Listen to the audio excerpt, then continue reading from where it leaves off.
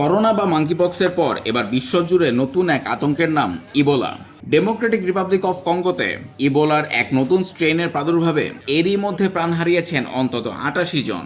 পরিস্থিতির ভয়াবহতায় বিশ্ব স্বাস্থ্য সংস্থা ১৭ই মে বিশ্বজুড়ে জরুরি স্বাস্থ্য অবস্থা ঘোষণা করেছে। আতঙ্কের বিষয় হলো ইবোলার এই বিশেষ ধরনটির কোনো টিকা চিকিৎসকদের কাছে নেই।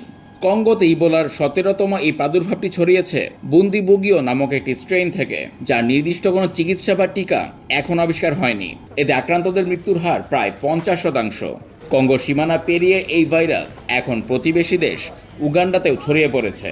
ইবোলার লক্ষণের মধ্যে রয়েছে জ্বর, বমি, শরীরের ভেতরে বাইরে রক্তক্ষরণ এবং অঙ্গবিকল হয়ে যাওয়া। ভাইরাসটি ছড়ায় আক্রান্ত ব্যক্তির শরীরের তরল বা রক্তের সংস্পর্শে এলে।